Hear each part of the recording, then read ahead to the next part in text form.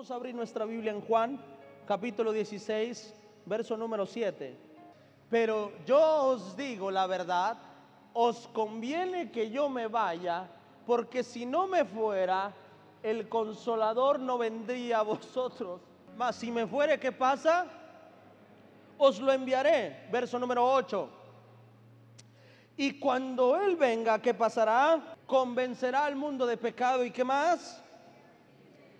De justicia y de juicio. De pecado por cuanto no creen en mí. Aún tengo muchas cosas que decirles, pero ahora no las podéis, ¿qué pasa? Sobrellevar. Pero cuando venga el Espíritu de la verdad, Él os guiará a toda verdad, porque no hablará por su propia cuenta, sino que hablará todo lo que oyere y os hará saber las cosas que habrán de venir. En el nombre de Jesús. Padre, te damos gracias. Habla nuestra vida, nuestro corazón. Escuche, es un versículo que usted conoce de memoria, pero lo que le quiero enseñar hoy puede cambiar su perspectiva acerca de este versículo, porque es algo que aprendí y es algo que cambió mi fe y cambió mi manera de vivir con Dios. Me ayudó a ver lo sobrenatural tan palpable en mi vida cuando entendí este versículo. Jesús le está, lo voy a poner en contexto, Jesús le está dando una noticia a sus discípulos y le está diciendo, ¿saben qué? Me voy a morir. Dice que se ponen tristes todos ellos. Pero una vez que se ponen tristes, Jesús les dice, hey, pero no te pongas triste, que a ti te conviene que yo vaya a esa cruz. Porque si yo voy a esa cruz, viene a ti el Espíritu Santo. Y a lo mejor eso no es una tan buena noticia, porque usted sabe que cuando usted ama a alguien, no esperas nada, ni una persona que sustituya a esa persona que amas. Si llegara tu esposo, tu padre, tu hijo y te diga, me voy a morir, pero no te preocupes, tendrás otro hijo, ¿te llenaría de gozo?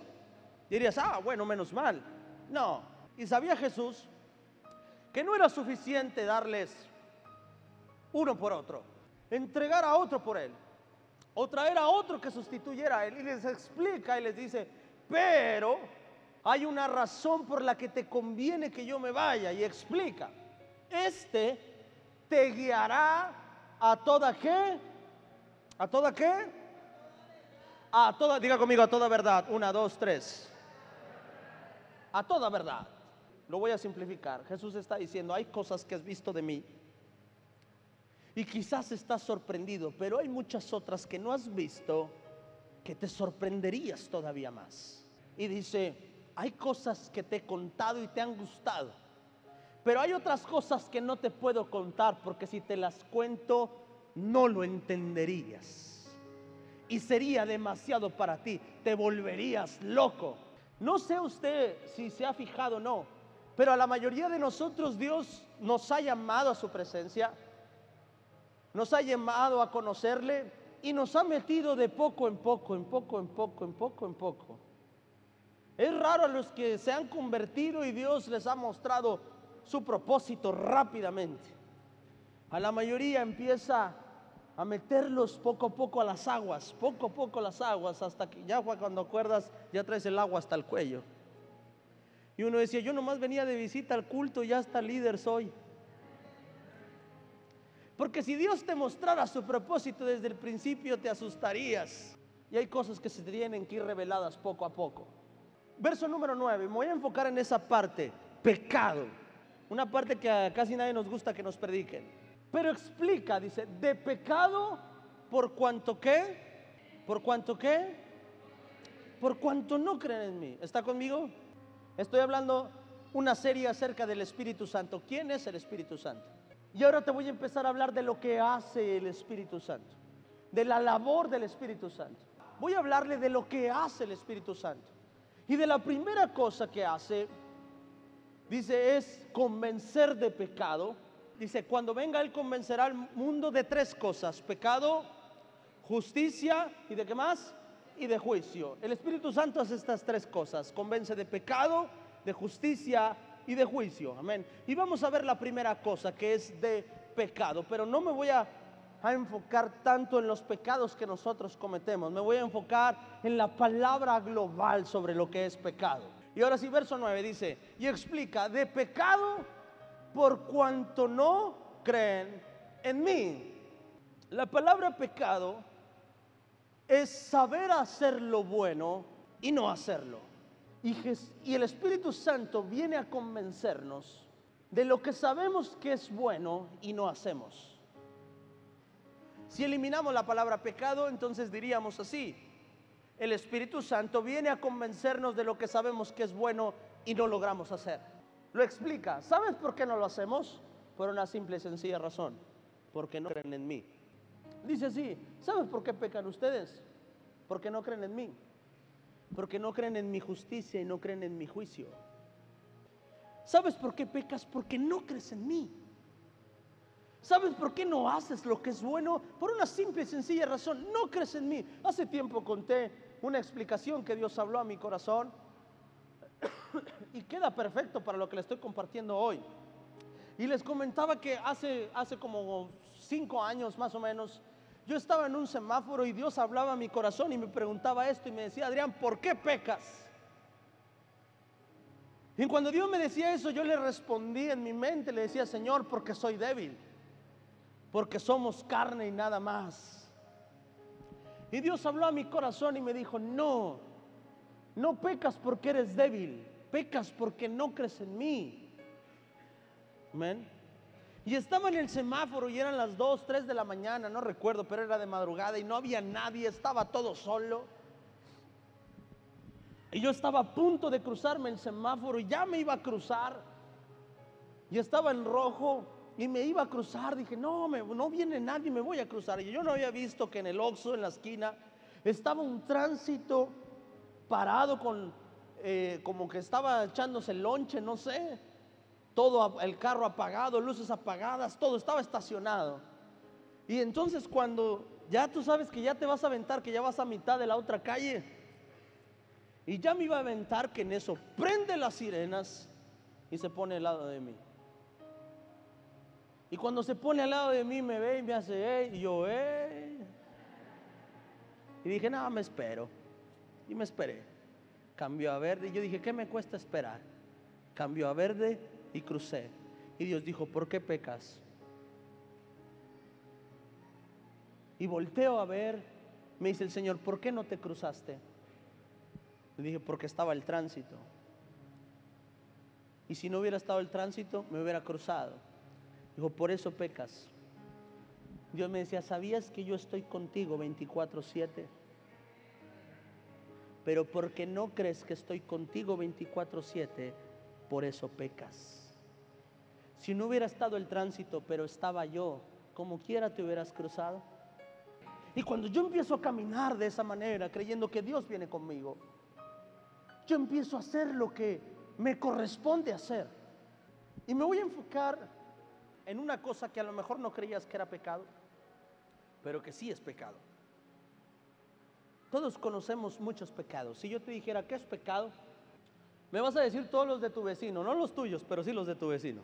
Pero voy a hablarte de un pecado que ni sabíamos que era pecado y estamos cometiendo pecado. ¿Está listo? Marcos capítulo 16, versículo número 14. Finalmente se pareció a los 11 mismos, estando ellos sentados a la mesa. ¿Y qué pasó? ¿Qué les reprochó? La incredulidad y dureza de su corazón, porque no habían creído a los que habían visto resucitado. Y les dijo: id por todo el mundo a predicar el evangelio a toda criatura. El que creyere y fuera bautizado será salvo, mas el que no creyere, ¿qué pasará? ¿Será qué? Condenado. Yo que sepa, solamente es condenado el que está en pecado. Dice que cuando llega con los discípulos, que eran sus discípulos, que eran sus líderes, que eran los hombres con los que Jesús había pasado más de 3 años discipulando, llega con ellos y lo primero que hace es reprocharles su incredulidad. O sea, pastor, que yo puedo ser predicador, puedo ser pastor, puedo ser líder y estar en pecado, sí.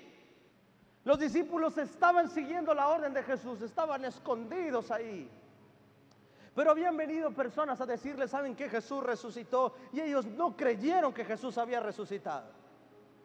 Y lo primero que hace al verlos es echarles en cara su incredulidad. Le dice, vayan, hagan discípulos, pero háganme discípulos que crean. Si van a ser discípulos, hagan discípulos que crean. Dice, y al que creyere y fuera bautizado, ¿qué pasa? Será salvo. Y al que no creyere, ¿qué pasa? Será condenado. La incredulidad es pecado. Por eso hay muchos de nosotros que decimos, escuchen, es que yo quiero ver a Dios. Es que yo quiero que Dios haga un milagro en mi vida. Es que yo quiero que Dios se manifieste en mi vida. Es que yo no creo en Dios como otros creen. Y nosotros estamos desde esa postura. Pero yo quiero que Dios se muestre en mi vida, si es que es cierto que de verdad Él es real. Y estamos desde esa postura nosotros. Déjame decirte una cosa. Dios no se puede manifestar donde hay pecado. Para que Dios se manifieste tiene que haber fe. Y no vas a ver más de lo que tu fe te permite ver. Hermanos, si hay algo de lo que yo, Adrián, te pueda predicar es de fe. Quizá no te pueda predicar del Apocalipsis y otras cosas. Quizá no pueda hablarte de otras cosas. Quizá de cómo salir de la drogadicción, porque nunca he estado en drogas. Pero puedo hablarte de fe. Y la fe abarca cualquier situación o cualquier problema. Una vez estaba en un centro de rehabilitación y estaba predicando, y una persona me dijo, pero ¿cómo tú me vas a hablar de cómo salir de las drogas si tú nunca has estado en drogas? Le dije, fácil, sencillo. Dice, ¿por qué? Le dije, porque aunque nunca lo he vivido, no te hablo de cómo salir de ahí, te hablo de quién te puede sacar de ahí. Por una simple y sencilla razón. ¿Sabes cuál es la diferencia entre tú y yo? Que para que tú puedas salir de ahí, necesitas querer salir de ahí. Pero para que yo saliera del cáncer, ni aún queriendo podía salir de ahí. Esa es la diferencia. Tú tienes más ventaja que yo. Tú estabas más adelante que yo. Porque tú nada más es que te lo propongas y sales. Yo, aunque me lo propusiera, aunque fuera las quimios, aunque me tomara todos los caldos y todos los jugos rancios que me hacían, y llegaba mi mamá con una nueva receta, ahora me sé uno nuevo, apio, betabel, ajo, y no sé qué, y que bla, bla, bla, hasta cáscaras de mango y no sé qué. Y aunque quisiera no podía sanar. Y aún así, Dios me libró. Si tú quieres, Dios te libra. Y yo aunque quisiera, y aunque los doctores dijeran que no se podía, y después dijo, sí, cierto, tienes razón. Y si hay algo de lo que yo te puedo predicar es fe. Porque es algo que Dios me ha manifestado, sus milagros, su poder. Hermano, esto no se hace sin fe. Esto no se logra sin fe. Si no, sería el pan de cada día en esta ciudad o en cualquier país, y tuviéramos grandes templos todas las iglesias. Porque entendí una cosa, que vas a lograr solo lo que tu fe te permita lograr. Y una vez le pregunté a Dios y le dije, Señor, ¿por qué? ¿Por qué necesito creer para poder ver? ¿Por qué no mejor ver y así de esa manera creemos? Sería más fácil, yo le decía a Dios, ¿por qué no, Señor? ¿Por qué no mejor en una reunión bajas, tus ángeles se manifiestan, nos hablas a todos? Y créeme que ninguno de nosotros tendría duda de ti. Y Dios habló a mi corazón una cosa y me dijo, porque si es ver para creer, decía Dios, yo establezco el límite. Si es ver para creer, yo decidiría cuánto vería cada persona de mí. Pero si es creer para poder ver, son ellos los que deciden cuánto quieren ver de mí. Eres tú el que decide cuánto ver de Dios. Es tu fe la que determina cuánto ver de nuestro Dios. Si tú no crees, lo que tienes que hacer es decirle, Señor, ayúdame a creer. Empezar a dar pasos de fe. Empezar a dar pasos de fe. El Espíritu Santo viene a una cosa, convencernos de pecado. En pocas palabras, el Espíritu Santo viene a darnos fe. Dice, porque la persona peca porque no cree en mí. El Espíritu Santo sabe y reconoce que las personas pecan por falta de fe. Las personas se equivocan por falta de creer en Dios. Las personas dudan del poder de Dios por falta de fe.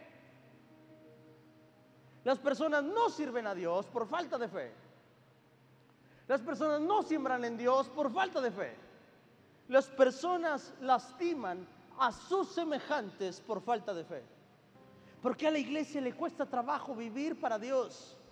Porque le cuesta trabajo creer en su Dios. Se resolvería con fe.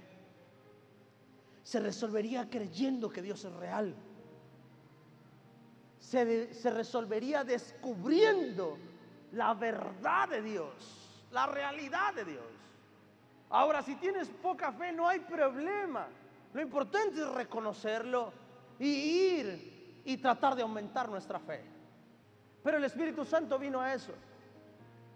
Vino a ayudarnos a hacer crecer la fe, para convencernos del pecado, para cambiar nuestra vida, para transformar nuestro corazón.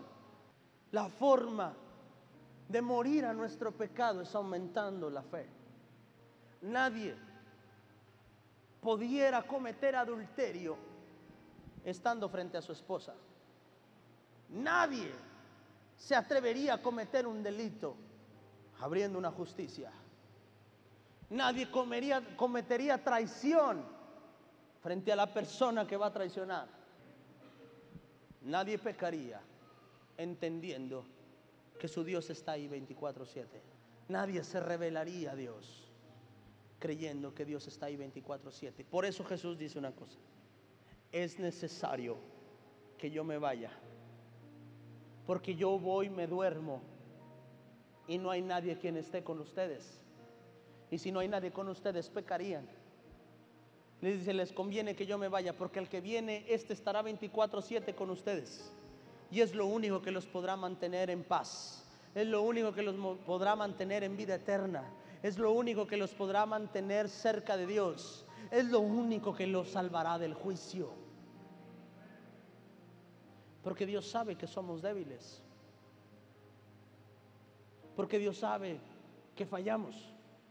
Y Dios nos envía a su Espíritu Santo para que esté 24/7 con nosotros y no haya ocasión para el pecado. El problema es que necesitamos aumentar nuestra fe, porque no creemos que el Espíritu Santo esté con nosotros.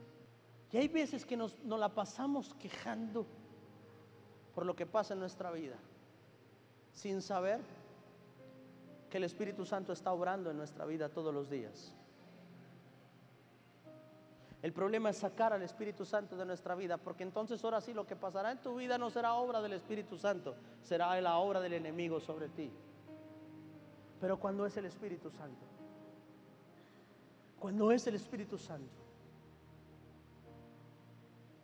empezará a direccionar tu vida todos los días. Empezará a guiar tu vida todos los días. Hoy la gente se la vive tomando malas decisiones porque camina bajo su razonamiento humano, no camina bajo el poder del Espíritu Santo.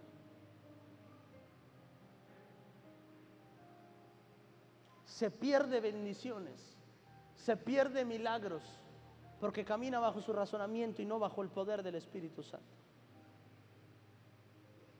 Necesitas al Espíritu Santo en tu vida. Necesitas aumentar tu fe. Dice, y el Espíritu Santo hará esto en tu vida.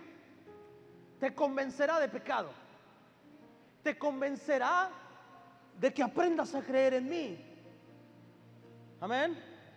Cuando viene y les dice, les reprocha su incredulidad y les dice, saben, hagan discípulos, pero discípulos que crean. Hagan discípulos que crean, que fueren bautizados. Dice, porque estas señales van a seguir a los que creen. En mi nombre echarán fuera demonios. En mi nombre hablarán nuevas lenguas. Amén. En mi nombre tomarán en las manos serpientes, y si bebieren cosa mortífera no les hará daño. Sobre los enfermos pondrán sus manos y sanará. El que no creyera estas cosas, entonces estaría en pecado. Porque dice, el que no creyere será condenado. El que no creyere, dice, el que creyere será salvo y el que no será condenado. Yo sé que a lo mejor te está chocando la cabeza del cómo lo estoy compartiendo ahora, pero es lo que su palabra nos enseña. Entonces, ¿por qué Jesús le reprocha a los discípulos que no crean en la resurrección? ¿Por qué? Porque se los estaba diciendo, les estaba diciendo, ya les había dicho, yo voy a ser crucificado, voy a resucitar y vendrá el Espíritu Santo y hará cosas que aún no has visto. Y te mostrará cosas que yo no te he podido mostrar. Hará cosas que no te ha podido mostrar. Se necesita esta fe para poder ser un discípulo de Dios. Se necesita esta fe para convertirte en un hombre o en una mujer de Dios. Se necesita este nivel de fe. Cuando pasó el COVID, Dios habló a nuestro corazón y dijo, tú no cierras. Tú le vas a predicar a todos los que tienen pánico de morir. Tú les vas a ir a predicar a los que están batallando con el COVID. Alguien tiene que ir a poner las manos sobre ellos y sanar. Amén. Y Dios habló a mi corazón, tú no cierras, tú abres. Y si bebieran cosa mortífera no les hará daño. Se necesita esta fe para poder ser su discípulo. Se necesita esa fe para que la gente vea a Dios. ¿Cuánta gente aumentó su fe por una iglesia que no se acobardó en el COVID? ¿Cuántas personas no aceptaron a Cristo porque una iglesia no se acobardó a entrar a un lugar donde ni la policía entra? ¿Estás conmigo? Se necesita fe. ¿Cuánta gente recibió o aumentó su fe o creyó en el Señor por montones de incrédulos que salen a evangelizar? Por montones de hombres que no creen en sí mismos, que creen en el Dios que los cuida. Eso se logra a través de la fe. Por eso Jesús estaba diciendo, discípulos, no necesitamos discípulos sin fe. Necesitamos discípulos con fe, porque viene persecución. Necesitamos discípulos con fe, porque necesitamos milagros. Necesitamos discípulos con fe, porque necesitamos ganar a 5,000. Necesitamos el derramamiento del Espíritu Santo. Necesitamos hombres con fe, porque necesitan sanar los paralíticos. Necesitamos una iglesia que crea. No necesitamos una iglesia juiciosa. Necesitamos una iglesia que crea. Que crea que Dios lo puede hacer. Y si tú dices, pastor, yo creo poco, pues ese poquito, súmalo. Y cuando lo veas, tu fe crecerá. Pero no te cierres a no creer. No te cierres a decir, eso no es posible. No te cierres a decir, yo no creo. No te cierres a eso. Deja que Dios te sorprenda. Deja que Dios se manifieste en tu vida. Porque es pecado cerrar tu corazón a creer.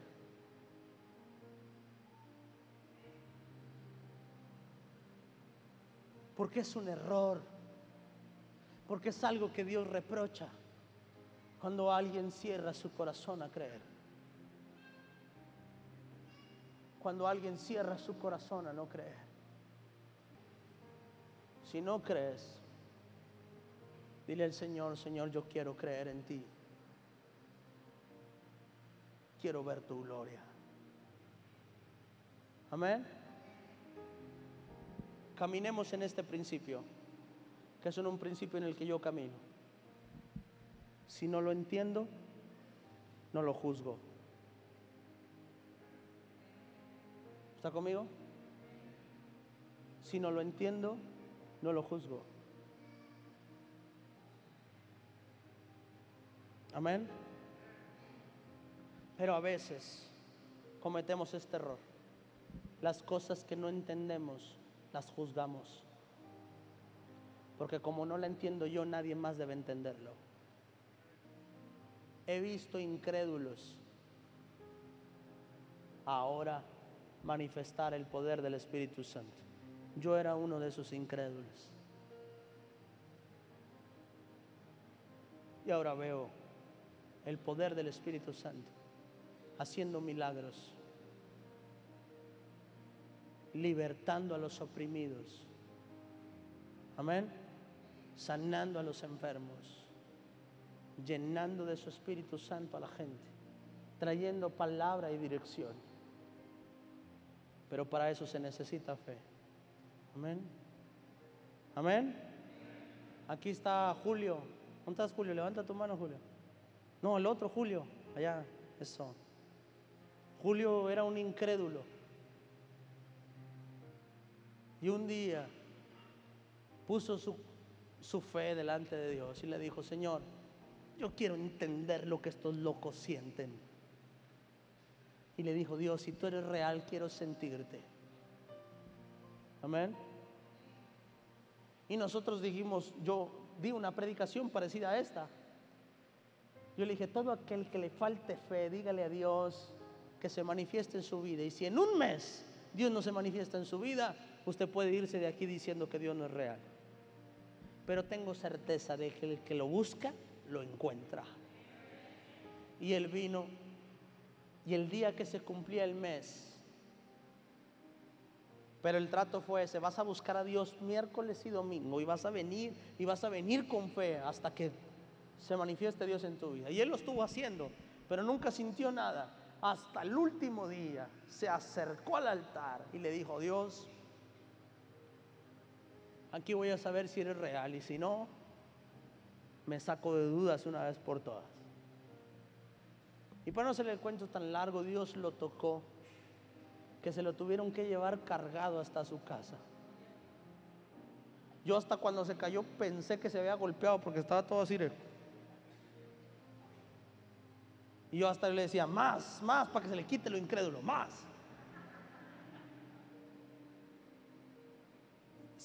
Cuando yo lo veo ahí tirado, él estaba así, hermano, así, y con la cara así torcida. Y su esposa asustada dice: pastor, se pegó. Nosotros teníamos como 3 meses de iglesia. Y yo dije: padre, no voy a inaugurar con un muerto aquí. Y yo también pensé que se había caído, que se había pegado. Y yo: no, es el Espíritu Santo, déjenlo. Y yo por dentro: padre, sánalo. Y luego yo veía que se ponía peor, y me decía: pastor, hay que hablarle a la ambulancia. Y yo: no, es el Espíritu Santo. Y yo por dentro: padre, no me avergüences. Y ahí estaba orando, hasta que al final hizo una manifestación que dije: es Dios.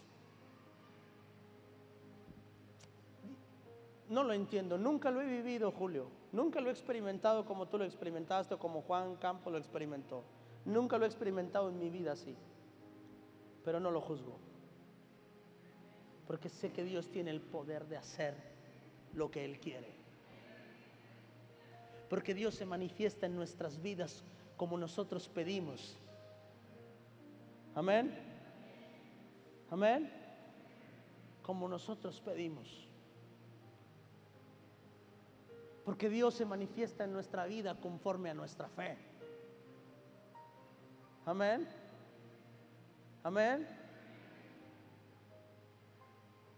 No lo entiendo, pero no lo juzgo. Y es algo que Dios pone en mi corazón, eso. Hay cosas que van a pasar en esta iglesia que no vamos a entender, pero no hay que juzgarlas. Porque cada uno recibirá de Dios lo que cada quien quiere. De Dios se recibe lo que Él quiere. Y esta casa será una casa para encontrarnos con Dios, para adorar a nuestro Dios, para hacer familia con nuestra iglesia, para hacer coinonía con nuestra iglesia, para buscar más de Dios, pero también para experimentarlo, pero también para restaurar al caído, pero también para sanar a los enfermos, pero también para que Dios haga un avivamiento sobre nuestra ciudad a través de esta pequeña iglesia que Dios ha decidido levantar en el nombre poderoso de Cristo Jesús.